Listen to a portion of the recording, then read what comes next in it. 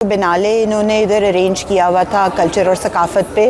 اس سلسلے میں میری ملاقات ہوئی جو ان کے نائب وزیر ثقافت ہیں حامد بن فائز, اور ان کے ساتھ میں نے کافی دیر یہ ہم نے باتیں کی کہ کس طرح سے پاکستان اور سعودی عربیہ کے کلچر کے جو تعلقات ہیں ان کو بہتر کر سکتے ہیں. ایک ہم نے میمورینڈم آف انڈرسٹینڈنگ ابھی کیبنٹ سے اپروو کروایا ہے سعودی عربیہ کے کانٹیکسٹ میں, مگر ابھی تک تو یہ پینڈنگ ہے. انشاءاللہ امید کر رہے ہیں کہ بہت جلدی یہ ہو جائے گا. اس میں کلچرل ایونٹس کروانے کے حوالے سے آرٹسٹس کو ایکسچینج پروگرامز ہیں, اس کے علاوہ ڈرامہ فلم فیسٹیولز, اس کے علاوہ اپنے ملکوں کے کلچر دونوں ممالک میں فروغ دینے کے لیے یہ سب کچھ اس میں شامل ہے. جو لوک ورثہ اسلام آباد کی بلڈنگ ہے وہاں ہم بنانا چاہتے ہیں سعودی کارنر, اور ہم تو خود چاہتے ہیں کہ جس طرح باقی دنیا میں یہ کلچرل شوز وغیرہ ہو رہے ہیں تو پاکستان میں بھی اس طرح کے نہ صرف سعودی عربیہ بلکہ اور ممالک کے حوالے سے بھی اب یہ ہونے چاہیے.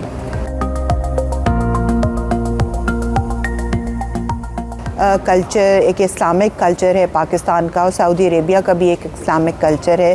پریڈومیننٹلی اس کی ساری چیزیں وہی ہیں جو ہماری پاکستان میں جس طرح کلچرل ایکٹیویٹیز وغیرہ ہوتی ہیں, تو اس میں کافی ایک طرح سے مطابقت ہے.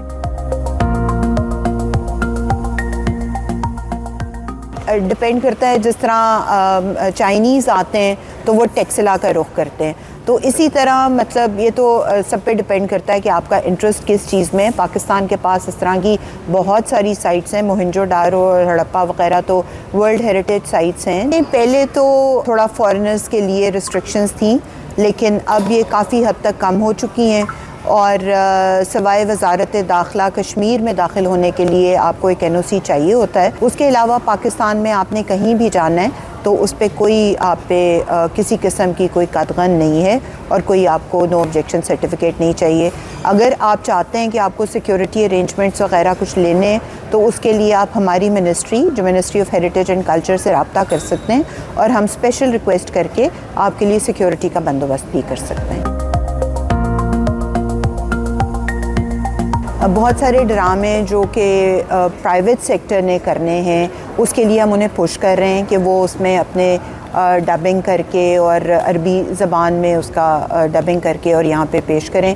اور جو ہمارے PTV کے پلیز ہیں اس کے لیے بھی کام پوری طرح سے جاری ہے, اور انشاءاللہ یہ جلدی بہت جلدی, پہلے اس پہ اتنی توجہ نہیں دی گئی, اب ہم کوشش کر رہے ہیں کہ چیزوں کو بہت جلدی ایکسپیڈائٹ کرائیں اور یہ چیزیں ادھر انٹروڈیوس کرائیں.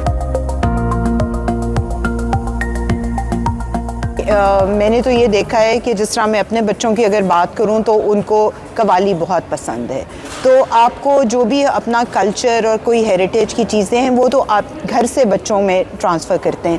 اور جہاں گورنمنٹ لیول کا تعلق ہے تو ہم نے بہت ساری اس میں نئی نئی چیزیں انٹروڈیوس کرنی شروع کی ہیں.